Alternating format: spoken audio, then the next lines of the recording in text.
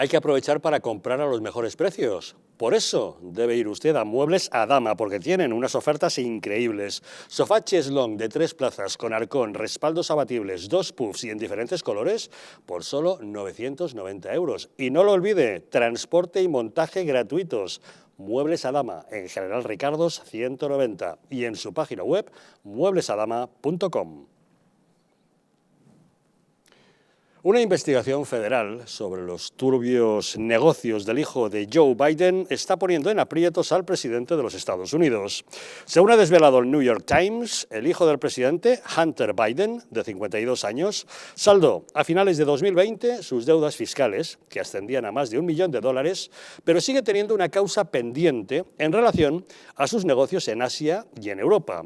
Sobre todo, una estrecha relación comercial con Ucrania, cuando su padre era vicepresidente. Cuando los Obama ocupaban la Casa Blanca, se dijo que no había ningún problema con esos negocios en Ucrania porque Hunter Biden era un ciudadano particular y no había evidencias de corrupción. Pero ahora que su padre se está ocupando el despacho Oval, arrecian las sospechas. Siendo Biden vicepresidente, apoyaba el frágil gobierno de Ucrania y su hijo pasó a formar parte de una compañía de gas ucraniana. ¿Puede eso generar algún tipo de problemas? Tenemos comunicación con Sebastián Martínez Ferraté, él es periodista especializado en geoestrategia e inteligencia internacional. Sebastián, ¿qué tal? Muy buenas noches. Muy buenas noches a todos, don Javier. Bueno, da la impresión de que la investigación federal sobre Hunter Biden se está calentando, ¿no?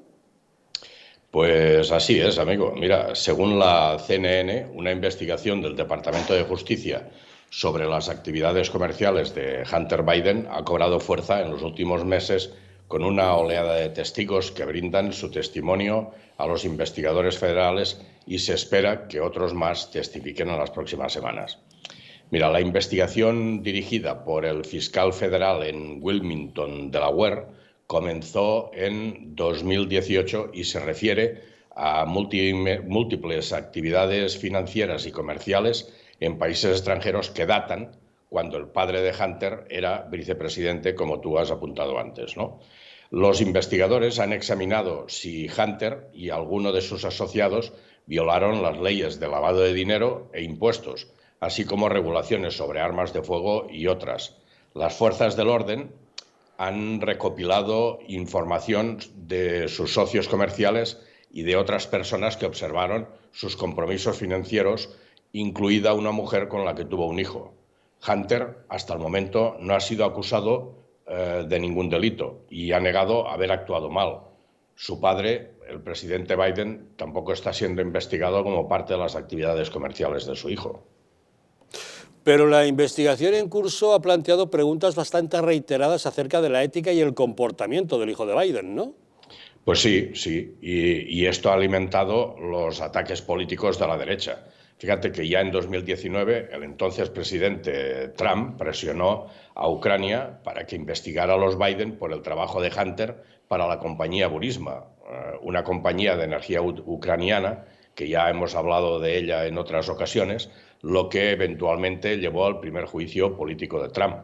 La actividad de la investigación pues ha tenido altibajos durante años, con interrupciones por el COVID-19 y pausas alrededor de las elecciones del 2020. Y en otros casos, los investigadores no han hecho un seguimiento durante meses después de comunicarse inicialmente con posibles testigos. Pero, últimamente, la actividad de la investigación se ha intensificado junto con las discusiones entre los funcionarios del Departamento de Justicia sobre la solidez del caso y si se necesitan más pruebas antes de buscar una decisión sobre los posibles cargos. Los investigadores han preguntado en varias ocasiones sobre múltiples facetas de la vida de Hunter, centrándose inicialmente en cuestiones fiscales y transferencias de dinero relacionadas con actividades comerciales con China.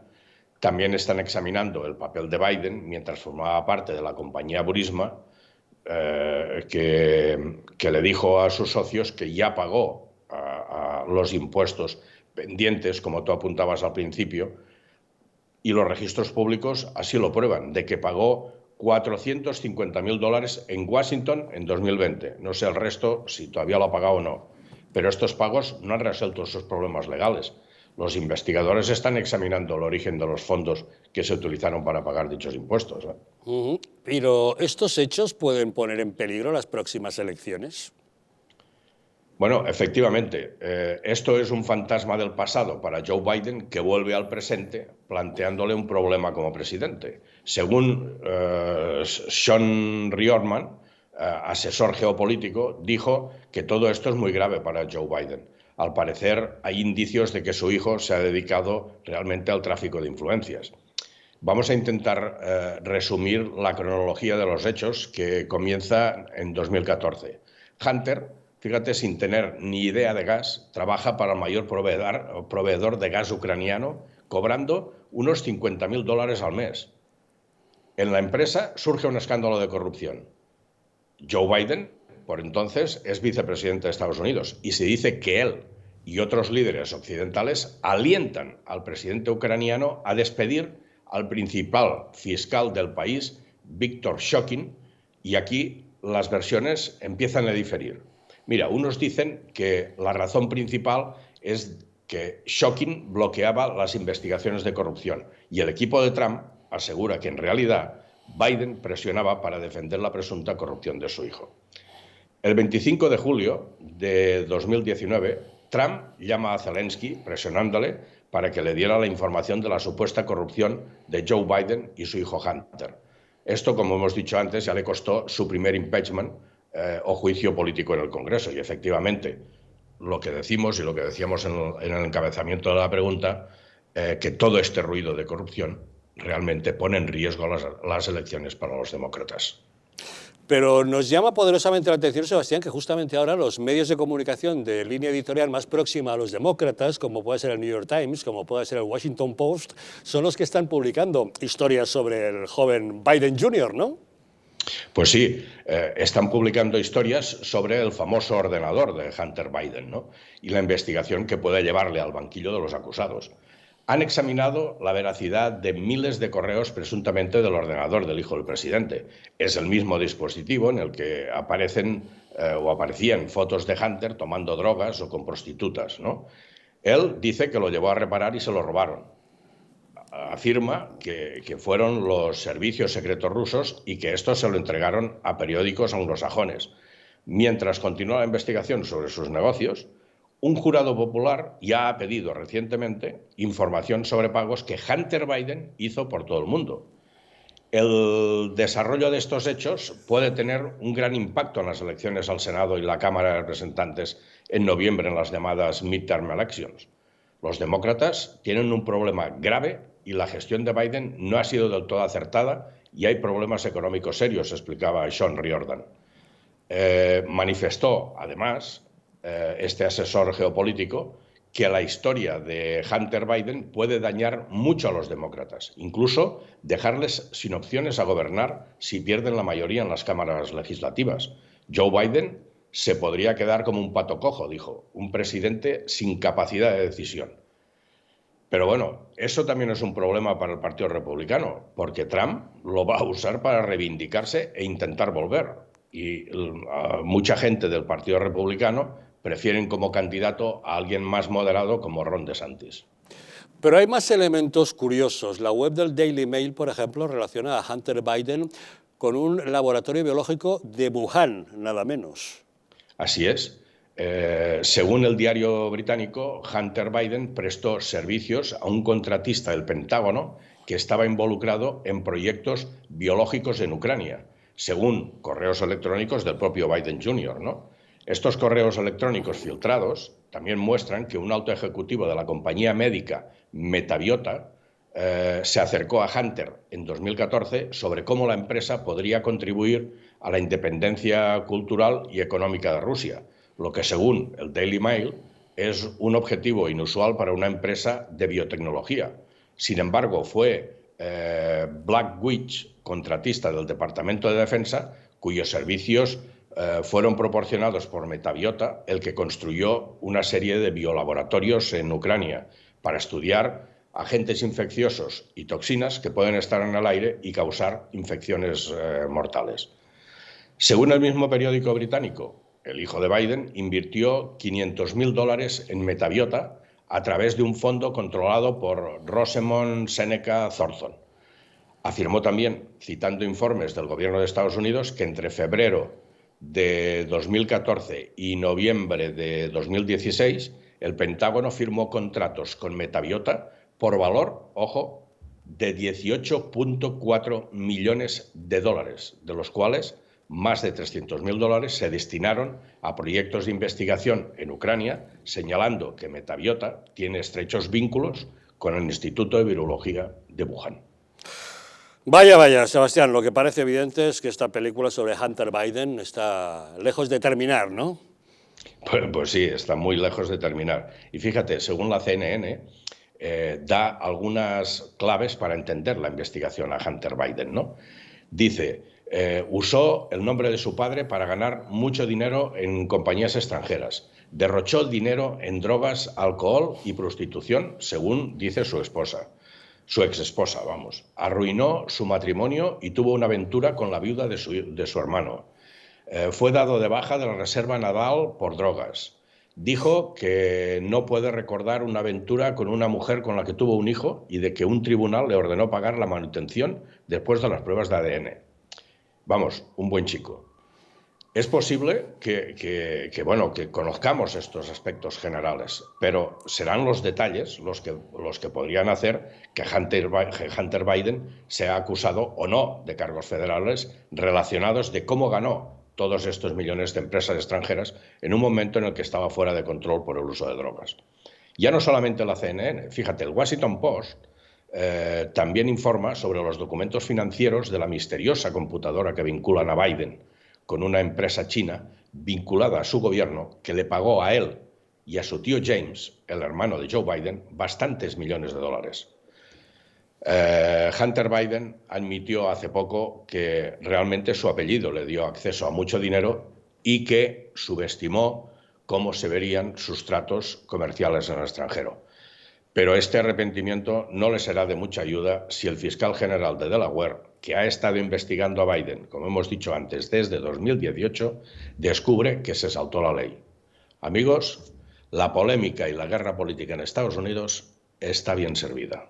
Madre mía, menudo personaje este Hunter Biden. Veremos qué es lo que hace el fiscal de Delaware y menudo quebradero de cabeza para su padre en el despacho Oval. Pues sí. Sebastián Martínez Garate, periodista especializado en geoestrategia e inteligencia internacional. Gracias, como siempre, por acompañarnos en Los Intocables.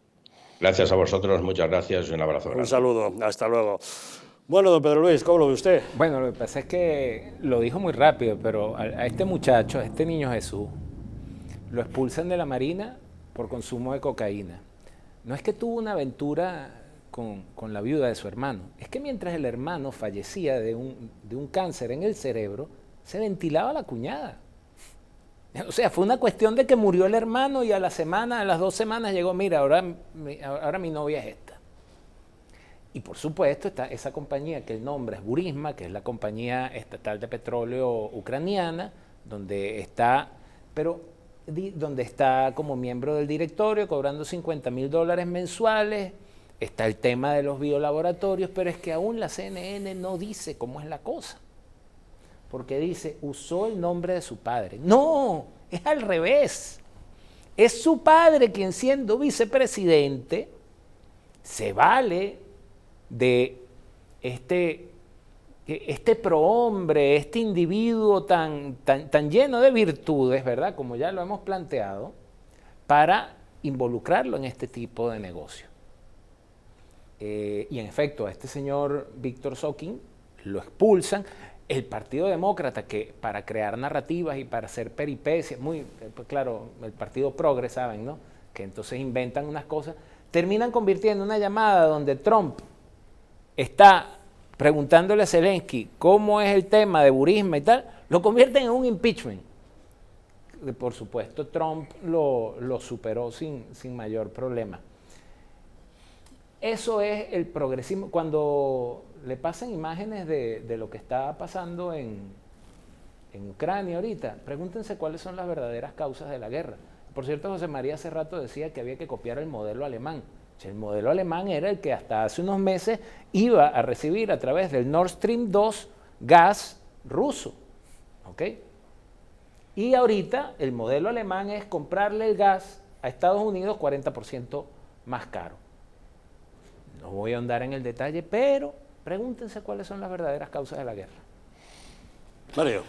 Bueno, yo quiero plantear esto en términos más amplios, primero porque desconozco yo al pieza no lo conozco de nada más que de los medios de comunicación, y si se antoja acercarse a mí, más allá de que esté en la cárcel cuando tenga que estar en la cárcel, pues procuraré estar a distancia. Huye, corre. Huyo.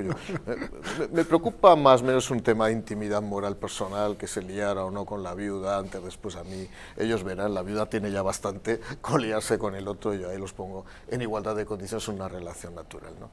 Pero lo que sí digo es lo siguiente, y está muy de moda en España también, que es cómo afectan los negocios de los parientes a la actividad política de los gestores públicos. Y ahí los modelos, y quiero hacer un poco de doctrina aquí, el modelo norteamericano y el modelo español, que es un modelo continental en Mediterráneo, son modelos muy diferentes, ¿no? En Estados Unidos los lobbies tienen una gran presencia, el lobismo está instaurado, el lobismo está legalizado hasta ciertos límites, salvo que sea una actuación absolutamente fraudulenta, pero en este caso, de probarse los hechos de una manera meridiana, estaríamos hablando evidentemente de un tráfico de influencias como la copa de un pino. Los lobbies en Estados Unidos financian las carreras presidenciales por eso. de los que serán inquilinos de la Casa Blanca. Sin embargo, en España no es así. En España no se aceptan donaciones de ese no tipo. se aceptan donaciones, están prohibidas expresamente por la Ley de Financiación de Partidos Políticos, y las relaciones de los parientes a la hora de poder ejercer una actividad vinculada o no al sector público están muy limitados. En el caso de España, por ejemplo, si hubiera algún tipo de conflicto de intereses por parte de un responsable político, debería inhibirse o se podría recusar. ¿Qué pasa? Pues que en este país, de una manera u otra, yo creo, cuando digo este país hablo de España ahora mismo, es un tema que yo creo que no está debidamente regulado. Es complicado regular, ¿eh? De hecho hay una subcomisión ahora en el Congreso de los Diputados que está regulando el lobismo, ver exactamente cuáles son los límites de los lobbies y ver cuáles son la información y la transparencia que tienen que dar los agentes políticos en sus relaciones con los lobbies o con agentes de influencia, pero desde luego el tema de los familiares, y aquí voy a hacer un pequeño análisis, muy rápido. Si un familiar, por razón de su actividad profesional, ha venido realizando esa actividad en el ámbito de un negocio, de un mercado determinado, el hecho de que otro pariente acceda a una función política no puede ser impedimento para que desempeñe esa actividad, porque si no estaríamos bloqueando la actividad de todos los parientes y acabaría siendo esto sencillamente prohibitivo. Lo digo tanto para la izquierda como para la derecha.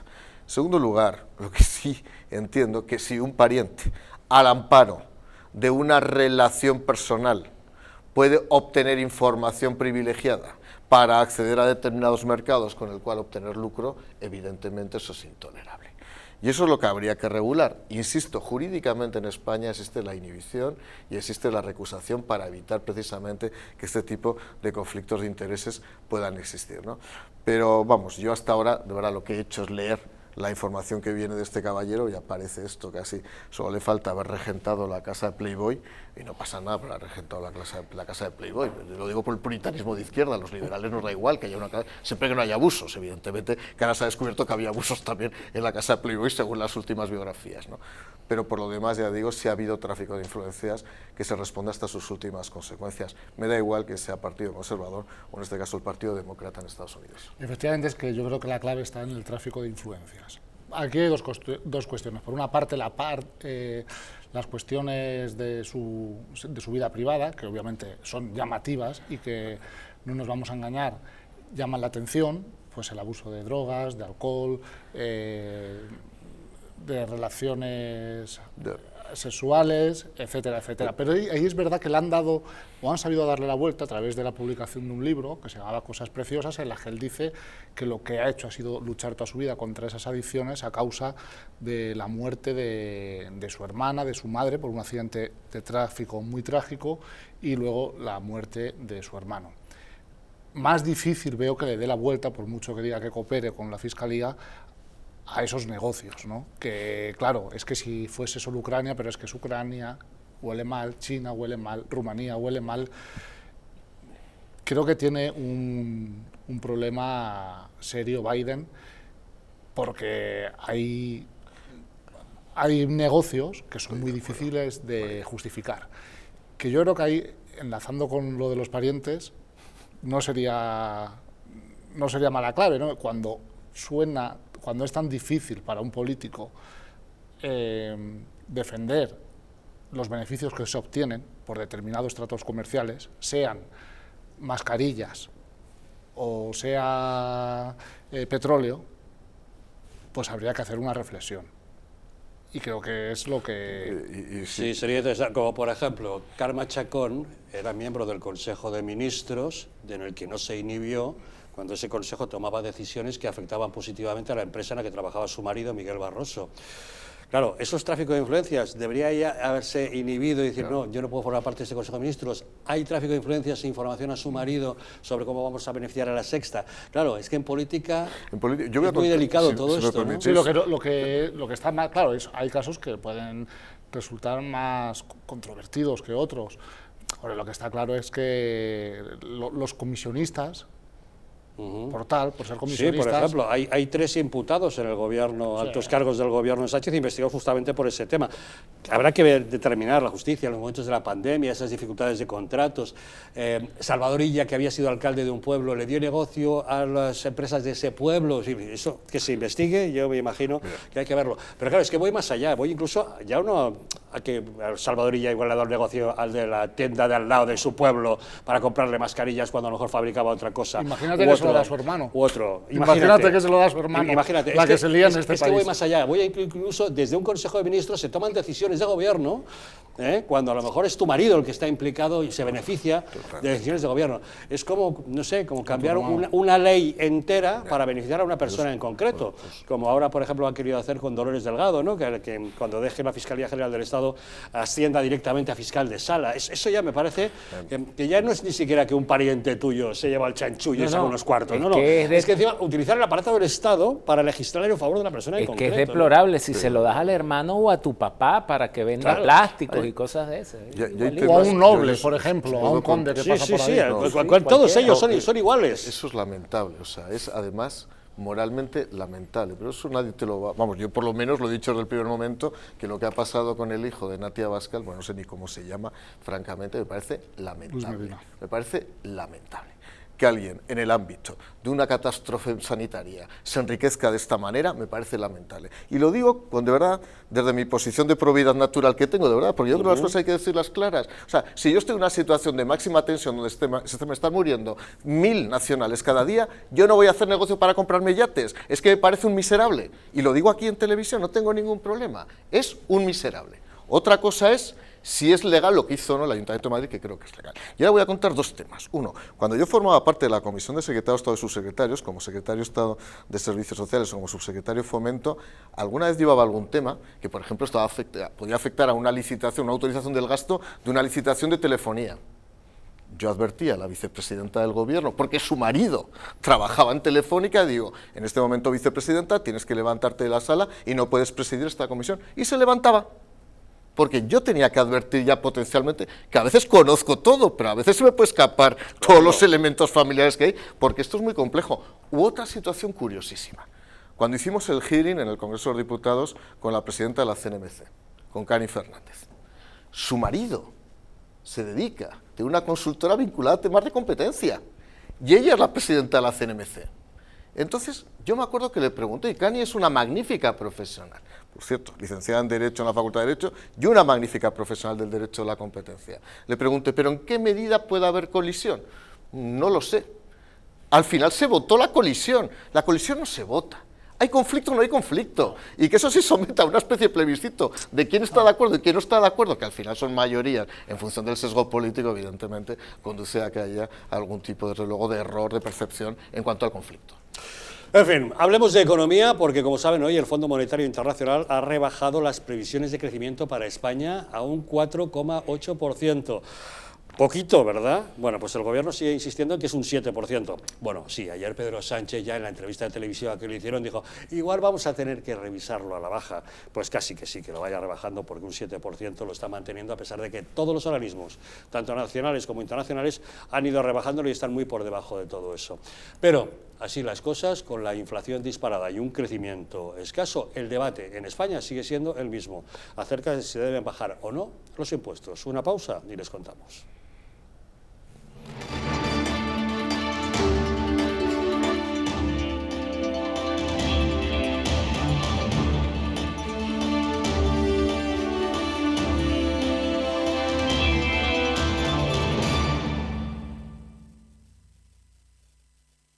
Si quieres que tu casa sea el lugar más seguro, libre de virus, bacterias y sustancias nocivas, Bioenergy es la solución. Con su sistema de filtrado, el más potente del mercado, y su sistema de ionización, conseguirás que en tu casa estés como en plena naturaleza. Si tienes problemas de asma, alergias, EPOC, mala circulación o descansas mal, llama al teléfono de Bioenergy y te informaremos. Además, estamos con precio de lanzamiento de un 50% de descuento. Sí, lo has oído bien, un 50%. Bioenergy, mejora tu salud y la de tu familia. El cuidado de la flora intestinal es esencial para el bienestar digestivo, el metabolismo y el sistema inmunitario. La combinación de prebióticos y probióticos de Symbioline Megaflora, con 2 mezclas estandarizadas de LA5 y BB12, aporta más de 35 billones de microorganismos vivos. Y la vitamina B6 contribuye al metabolismo energético normal. Symbioline Megaflora, de Mundo Natural.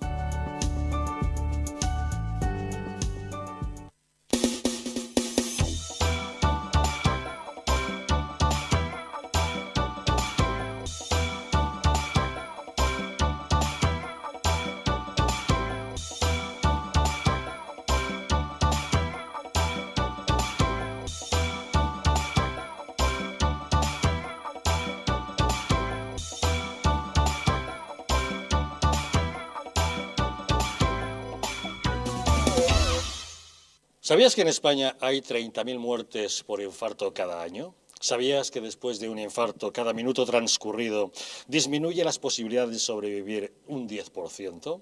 ¿Sabías que una ambulancia de media tarda en llegar a nuestra casa entre 10 y 12 minutos, produciéndose 3 de cada 4 infartos en nuestro hogar?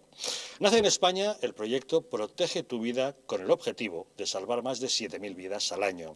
Ahora, salvar tu vida depende de ti.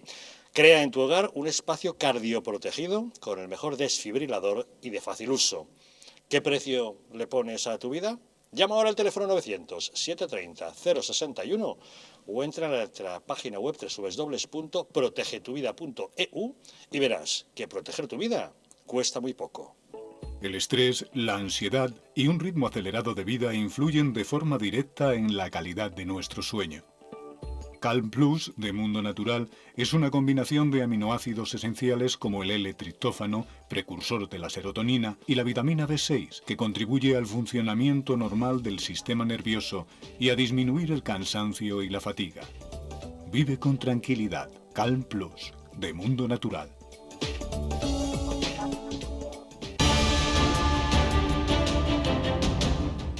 ¿Estamos en un auténtico Estado democrático o estamos en una partitocracia?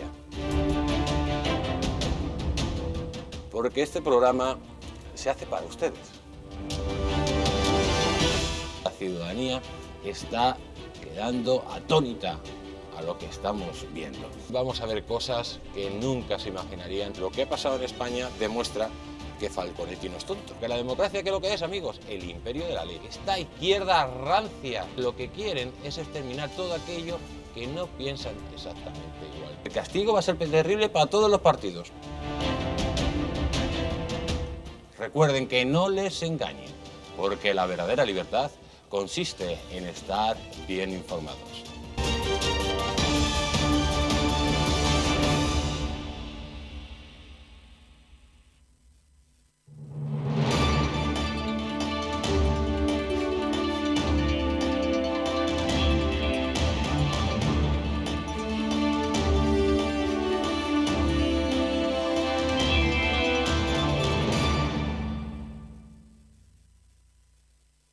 Las arrugas superficiales, la flacidez o el descolgamiento de la piel son síntomas evidentes del envejecimiento, un proceso que se acelera a partir de los 40 años al reducirse la producción de colágeno por parte de nuestro organismo.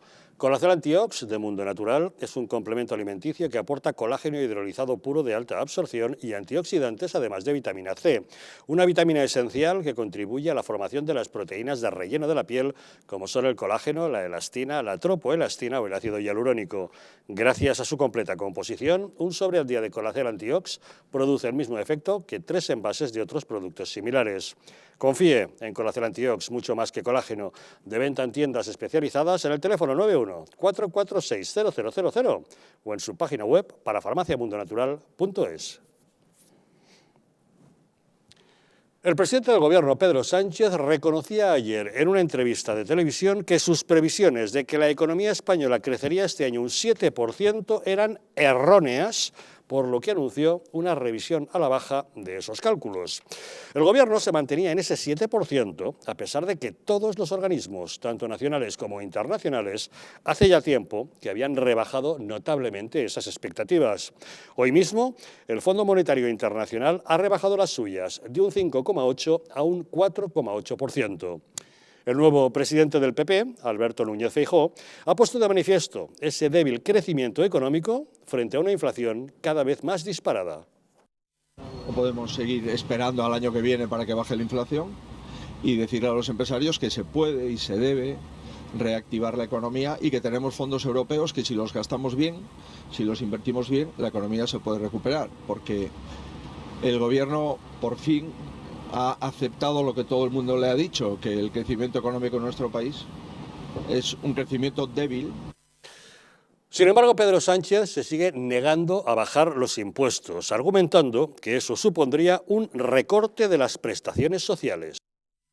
Bajar impuestos no es un proyecto de país, porque si una lección nos ha dejado esta pandemia, al menos a mi juicio, y creo para mucha gente que no solamente vota al Partido Socialista o opciones progresistas, sino también gente que puede votar al Partido Popular, es que el estado del bienestar es la piedra angular de la cohesión social y la cohesión territorial en nuestro país.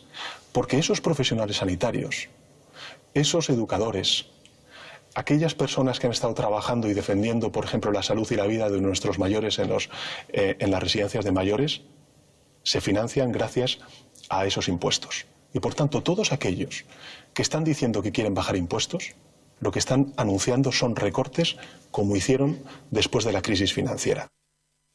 Pero eso no es cierto. Bajar impuestos no tiene por qué suponer un recorte de servicios. Lo que debería implicar sería una reducción del gasto superfluo del Gobierno, que es, por cierto, muy abultado. Según el Instituto de Estudios Económicos, hay 60.000 millones de euros de gasto público ineficiente. Eso significa que 1 de cada 4 euros recaudados se despilfarra.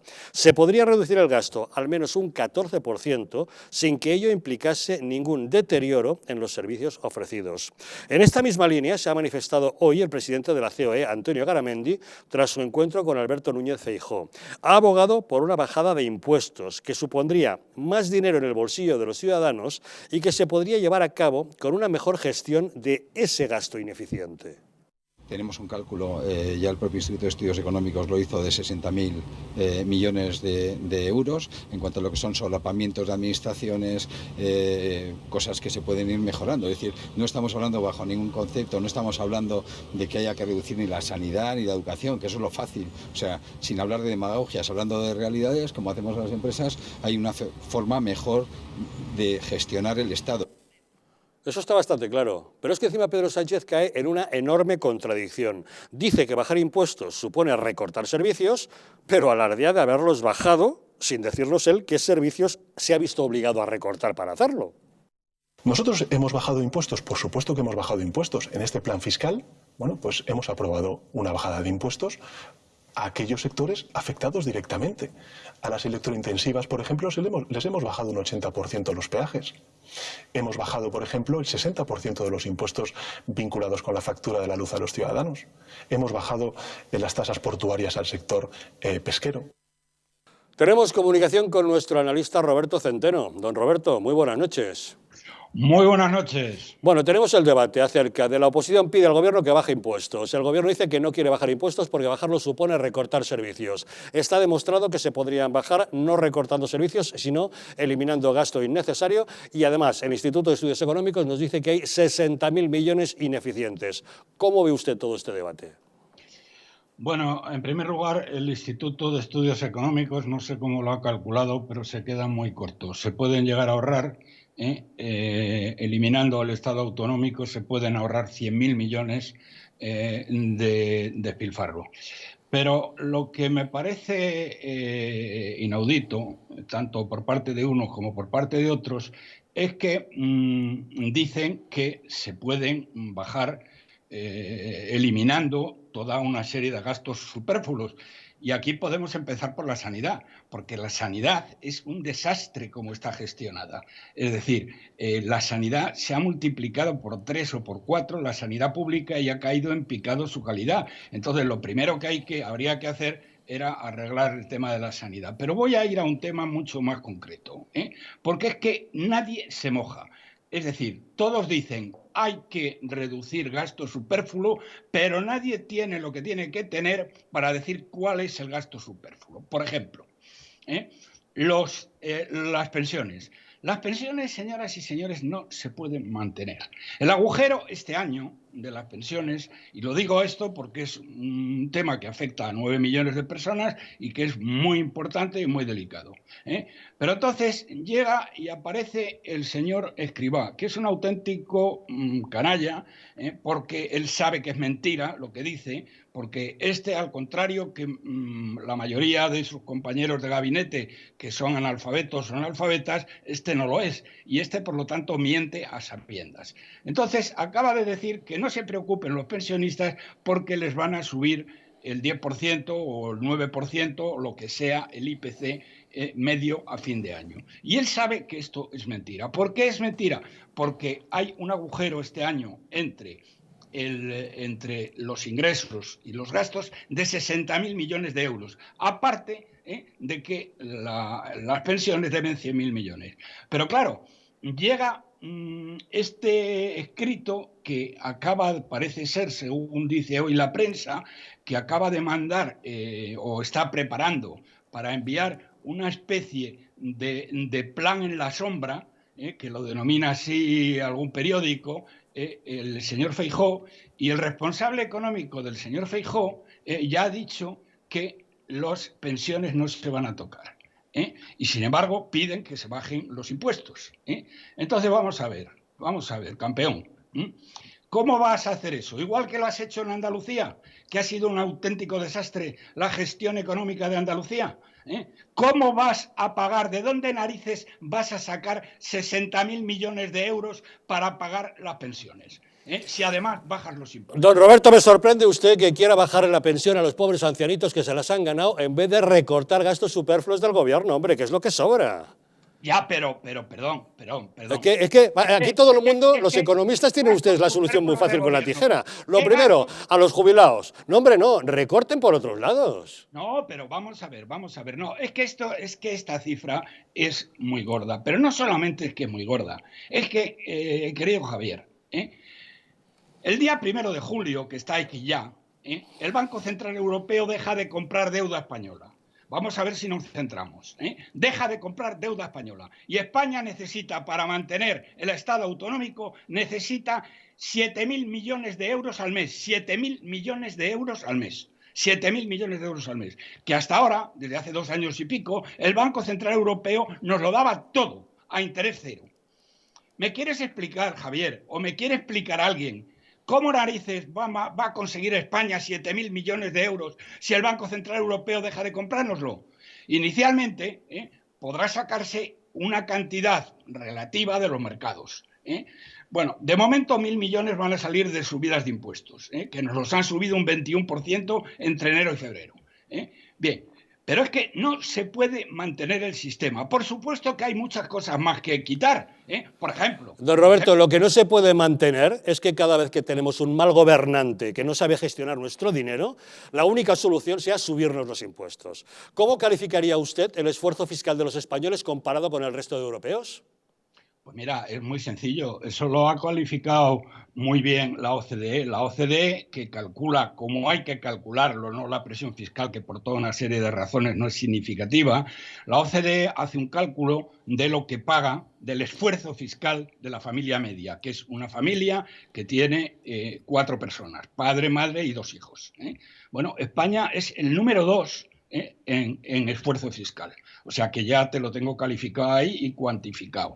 Pues pero entonces yo creo que nuestro gobierno debería tomar nota de cómo están los salarios en España, cómo están los impuestos en España, cómo está el despilfarro de nuestro gobierno en España y empezar a recortar esa grasa sobrante en la estructura del Estado antes de hablarnos de subirnos los impuestos, que nos deberían estar bajando, o de meter mano a otras cosas. ¿No le parece a usted que lo ideal sería una buena gestión en vez de recurrir a lo fácil? Pero ¿qué duda cabe? Pero es que hemos llegado a un punto en que el tema es crucial. Es que vamos a la suspensión de pagos. Es que yo no sé si te das cuenta, o nuestros telespectadores se dan cuenta de lo que estoy diciendo. A partir de julio hay que sacar 7.000 millones de euros de los mercados internacionales. Y eso lo tiene que hacer el país, que tiene el déficit estructural más alto de la Unión Europea y un 120% es la relación de deuda-PIB. Y la relación de deuda, ojo, la relación de deuda según protocolo de déficit excesivo que no mide toda la deuda. Porque si medimos toda la deuda, que son los pasivos en circulación, estamos en el 150%. Y entonces yo pregunto, ¿de dónde narices va a salir ese dinero? Buena pregunta. Con esa nos vamos a quedar. A ver a quién se lo preguntamos que nos digan de dónde se puede sacar. Porque además, don Roberto, otro día hablaremos de esta inflación. Porque con este escaso crecimiento que estamos teniendo, revisión a la baja de las expectativas, incluso el Fondo Monetario Internacional hoy mismo, con esta inflación disparada que tenemos, la situación no está nada bien. Don Roberto Centeno, gracias por habernos acompañado en Los Intocables. Gracias a vosotros. Un saludo, hasta luego. ¿Cómo contestamos a de dónde sacamos el dinero, don Mario? Pues hay que contestar con racionalidad y con menos especulaciones y con menos ejercicios espumosos de economía. Lo digo porque la economía es un ejercicio serio y no un ejercicio ahora mismo de soflamas. Lo digo para todos los economistas que dicen ser economistas. Vamos a ver. Y he intervenido ya en la cora que se hizo de racionalización del gasto público con el gobierno de Rajoy, he intervenido en varios ajustes de gasto público y, en primer lugar, claro que hay un gasto improductivo que hay que hacer desaparecer y claro que hay que fijar prioridades. Esto es como una economía de una familia. Lo han cuantificado en 60.000 millones, que se dice pronto, ¿eh? Vamos a ver, vamos a hacer un cálculo. Desde que gobierna el Partido Socialista hace 3 años, el gasto público se ha incrementado en 70.000 millones de euros. Si sobran 60.000 millones de euros de gasto improductivo, solamente el incremento marginal de 10.000 millones puede tener alguna utilidad. Si esos 60.000 millones los restamos, que insisto, no lo dicen unos fachas, lo dice el Instituto de Estudios Económicos en España. Por cierto, no lo cifra de la misma manera la AIREF y el Banco de España, pero también lo cifran. El propio escriba en la AIREF ya hablaba de 30.000 millones de subvenciones no justificadas o no determinada cuál era su utilidad final. Su utilidad final, efectivamente, 30.000 millones, con una metodología también pronto. muy extraña de cuantificación, pero lo dijeron, no voy a entrar en eso porque hay grandes técnicos en la AIREF y que ellos lo justifiquen. Pues bien, si reducimos 60.000 millones, yo no sé dónde dice que hay 100.000 millones, Centeno, que a mí es que no se puede venir a televisión a lanzar cifras sin decir de dónde vienen. El Instituto de Estudios Económicos ha dicho 60.000 millones y lo ha justificado. Aquí no se puede decir 60.000, 100.000 o 200.000 porque le sale a uno por salir en televisión. Y ya vale, porque es que hay una serie de economistas que van soplando la trompeta constantemente y hay que ser serios, se tenga 70, 80 años o 40 años. Entonces vamos a hablar ya con seriedad. A partir de ahí, de esos 60.000 millones, si reduzco el gasto, yo tengo ya margen para 2 cosas.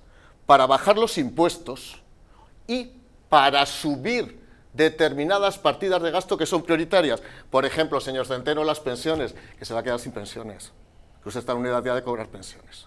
Es decir, ¿cómo se puede venir aquí a este programa y asustar a 9 millones de españoles diciendo que no hay que subirles las pensiones? Pues claro que hay que cambiar el modelo de seguridad social.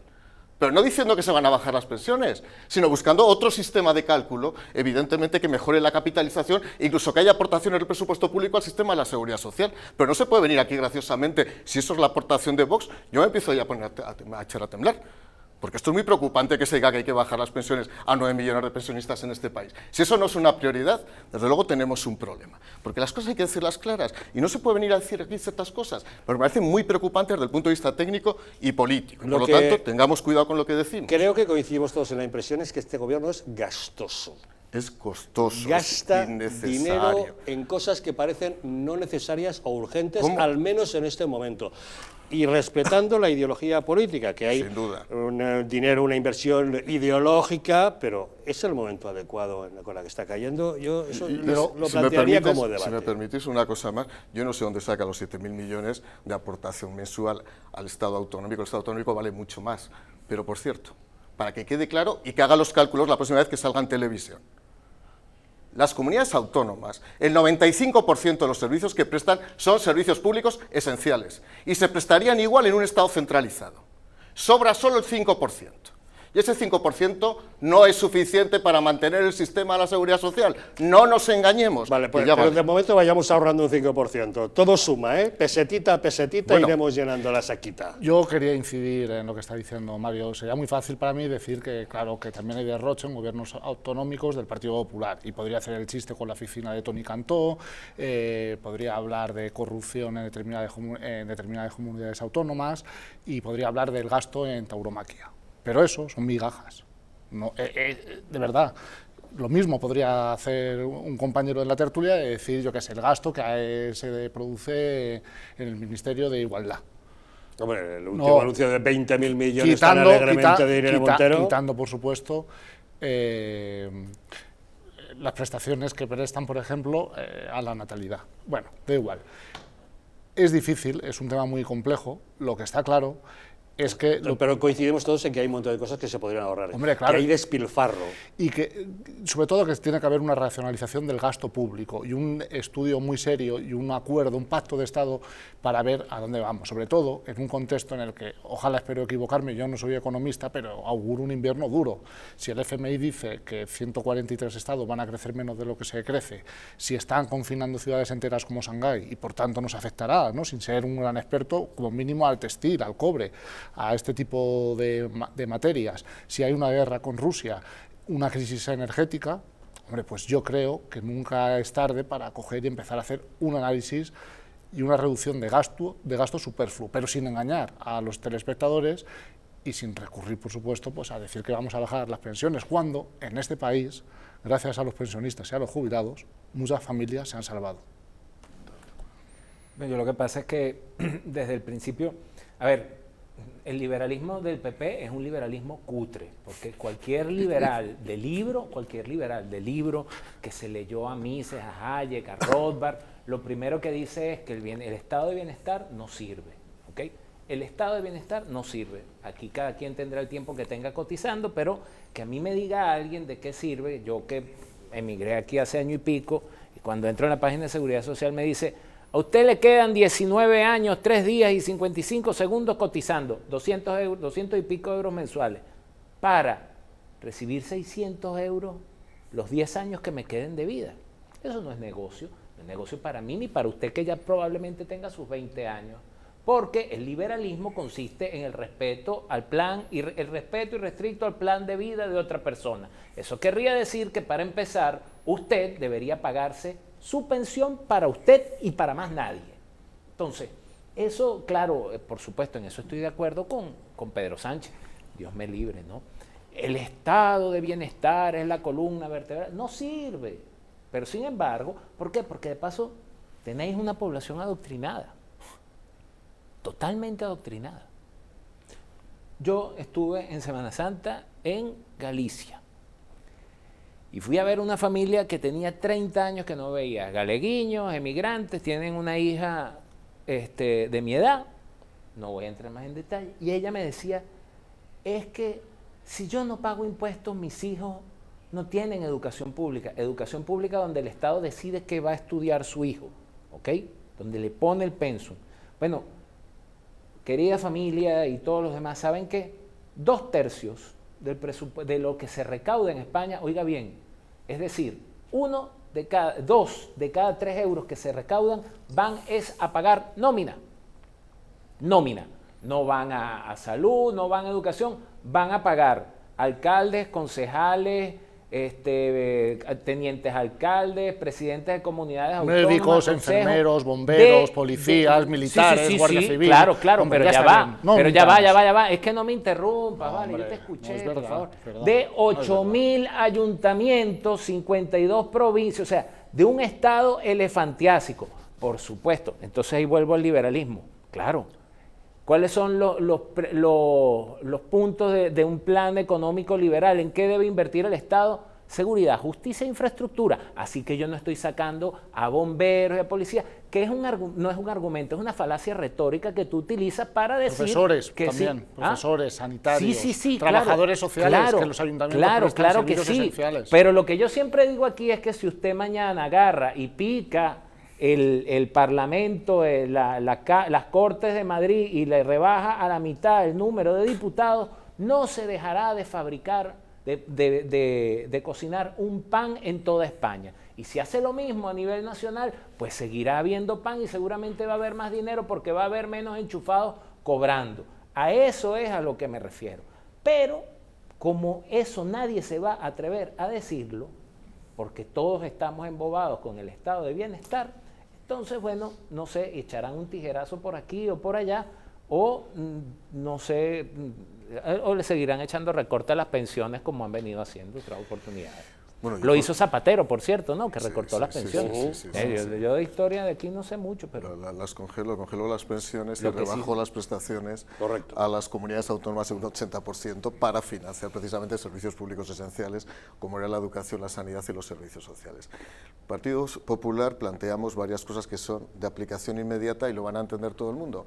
Para poder reducir los impuestos de manera inmediata a los españoles, utilizando ese margen fiscal derivado de la rebaja del gasto improductivo, lo que podemos hacer es, y lo hemos propuesto ya, es deflactar el IRPF. ¿Qué significa eso? Que las retenciones que nos practican mensualmente sean menores porque la tarifa del impuesto se va a deflactar, de manera que usted dispondrá de más dinero todos los meses de aprobar la propuesta que hacemos. Y en segundo lugar, el efecto inmediato de la imposición indirecta provoca que si se reduce el IVA o se reduce el impuesto especial, ya sea sobre determinados productos, como en concreto los hidrocarburos, inmediatamente al día siguiente de su entrada en vigor, el español realmente percibe ese efecto positivo de la bajada de impuestos. Insisto, me diréis, no, es que esto supone, y Pedro Sánchez ahí confieso que vive en un ensalmo absolutamente paradisíaco de esto supone una rebaja del estado del bienestar, que no es verdad, que hay gasto improductivo, que no me puedo creer que se haya incrementado 70.000 millones el gasto público en 3 años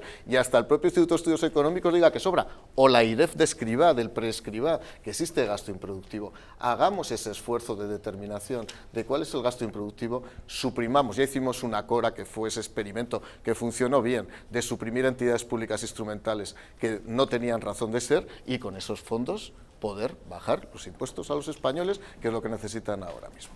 Yo voy a defender el estado del bienestar y en contra de lo que se ha dicho en esta mesa, claro, lo voy a defender porque el estado del bienestar son las escuelas de mi pueblo, son los centros de salud de mi barrio, son la Guardia Civil que me protege cuando voy en carretera, son las infraestructuras que me permiten viajar a Andalucía. Nadie en esta mesa ha discutido eso. No, pero es que eso es lo mollar del gasto público. Pero eso no lo... No, bueno, pero nadie ha discutido eso. Sí, aquí se ha discutido. No, señor Garrido, todos estamos a favor del estado del bienestar, que es lo que usted estaba definiendo. Lo que no es estado del bienestar son otro tipo de cosas. Claro. Que son seguramente esos 60.000 millones improductivos. ¿Cuántas empresas públicas tiene España? ¿Cuántas empresas públicas tiene España? Pues hace 10 años tenía 2.000 y con la reforma se quedó entre empresas, organismos autónomos, entidades, fundaciones, privaticen consorcios eso, y fondos. Privatización de eso. ¿Para qué un municipio necesita una empresa municipal de asfaltado?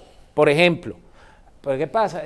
Yo les eché la vez pasada el cuento del toro, ¿verdad? De poner un ejemplo de empresa municipal de asfaltado que exista en España. Ponme un ayuntamiento que tenga una empresa municipal de asfaltado. Estoy poniendo un ejemplo. Es que a lo mejor ese ejemplo es falso. Lo que estoy diciendo es que si hay 2.000... No hay ninguna empresa municipal de asfaltado. Es que ¿sabes qué pasa? Es que cuando una empresa... Yo sí conozco empresas públicas, por ejemplo, de gestión del agua, que es un bien básico. Mire, pero es que aquí estamos en una cosa... Y que no quiero que se privatice mi agua. Yo me pregunto, ¿algunos de ustedes telespectadores le dan un besito y le dan las gracias al cajero automático cuando usted va y mete la tarjeta y el cajero le da dinero? No, porque aquí pareciera que teníamos que darle las gracias a los políticos por hacer las cosas bien hechas cuando se supone que eso, pues se están haciendo mal.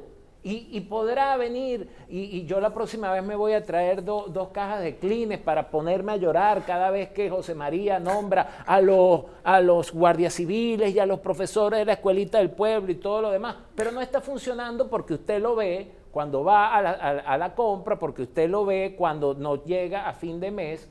¿Por qué? Porque se lo están gastando y no precisamente en los profesores de escuela y en los guardias civiles. Porque son 1.200 asesores, entre otras cosas, que tiene Pedro Sánchez en la Moncloa. Porque son 2.000 empresas públicas que produzcan o no, cada empleado sabe que va a recibir su cheque. Entonces, si usted no produce, si no genera profit, si no tiene entrada, pues sencillamente hay que privatizar. Y entonces ese dinero se gastará en otra cosa. El estado de bienestar funciona cuando el 80% aporta porque tiene dinero y paga cosas para que el otro 20%. Pero cuando el 20% está trabajando para mantener un 80%, esa vaina no funciona. Olvídese.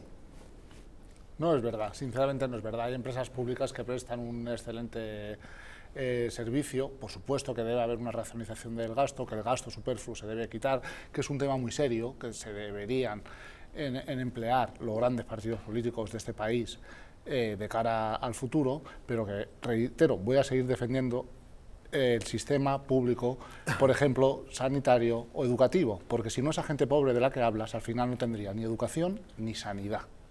Eso es mentira, y eso porque la gente es pobre, verdad, el problema es que la izquierda trata a los pobres no como si fuesen personas, sino como si fuesen minusválidos, porque el pobre lo que necesita es una oportunidad para curar, porque de paso en eso son bien franquistas, porque las empresas públicas son inventos, o sea, funcionaban bien con Franco, para eso sí. Para eso no las toque. Lo que no quiero que pase es como en Estados Unidos, que viven de esa que haya gente que no ha podido ir al médico, no ha podido afrontar su curación por el coronavirus porque no tenía dinero suficiente. Eso, afortunadamente, en España no ha pasado. A ver, yo claro, por intentar introducir algo de racionalidad, de verdad, y sobre esto he estudiado mucho, en España hay 3 millones de empleados públicos. 3 millones de empleados públicos en todas las administraciones públicas, la estatal, la autonómica y local. Alguien preguntará, ¿y qué nivel tenemos en relación con los países de la OCDE, que es donde nos podemos comparar? El nivel de funcionarios empleados públicos sobre población total nos sitúa en la media de la OCDE. No, pero es porque eso es que yo creo que hay que hablar con racionalidad en todo. Ahí luego lo que hay que hacer un análisis es de cuántos servicios, teniendo 3 millones de empleados públicos, están internalizados o están externalizados, porque encima de tener 3 millones de empleados públicos, externalizamos los servicios, tenemos un problema, y porque a lo mejor en algún caso, y fíjate, soy liberal, no hay problema por internalizarlos, y es más eficaz y es mucho más barato, como también te digo, que hay servicios públicos que habría que externalizarlos cuando son más eficientes económicamente. Yo creo que es un debate que hay que librar. Y que se han producido muchos avances de esta organización. Y la izquierda y la derecha en eso yo creo que de vez en cuando han llegado a acuerdos. Por ejemplo, proyectos de colaboración público-privada, la izquierda ha hecho muchos. Claro. En Andalucía ha hecho muchos. Incluso el nacionalismo catalán, que construía las cárceles y los cuarteles de los Mossos d'Esquadra con derechos de superficie y descensos enfitépticos, utilizando el derecho foral catalán. Esa es la realidad. Entonces, a partir de ahí, ¿que existe un gasto innecesario? Claro. ¿Que existe un exceso de ministerios? Por supuesto. ¿Que existe un exceso de asesores? Claro, evidentemente, si hay un exceso de ministerios, hay 1.200 asesores, evidentemente sobra gente. ¿Que además hay crema en las comunidades autónomas y en las entidades locales que hay que hacer desaparecer? Sí. ¿Que eso, si lo hiciéramos desaparecer, no resolvería todos los problemas? Evidentemente que no resolvería, pero evidentemente hay que empezar por algo. Como bien decía antes Algarra, hay que empezar por hacer algo de ejemplo y de pedagogía. Pues empecemos, porque aquí mucha gente, eso es el chocolate del loro. Bueno, pues empecemos por el chocolate del loro, que aquí hay demasiado loro y demasiado chocolate el que comen. En fin, don Pedro Luis Pedrosa, gracias por habernos acompañado. Siempre es un gusto. Gracias, Mario Garcés, por haber estado con nosotros. Muchísimas gracias. Muchas gracias, José María Garrido, por acompañarnos. Un placer, buenas noches. Gracias también a todos ustedes un día más por haber estado con nosotros. Seguiremos hablando de impuestos, de estado del bienestar, de recortes y de política, que qué remedio tenemos. Pero de momento, ahora llegó el tiempo de descansar, agradecerles que nos hayan acompañado y decirles que no se vayan lejos, que ahora viene la película esta noche, Cuestión de Honor, un peliculón de aventuras en el que se nos narran las peripecias de un ranger del ejército que se infiltra en una banda de mafiosos haciéndose pasar por un asesino a sueldo.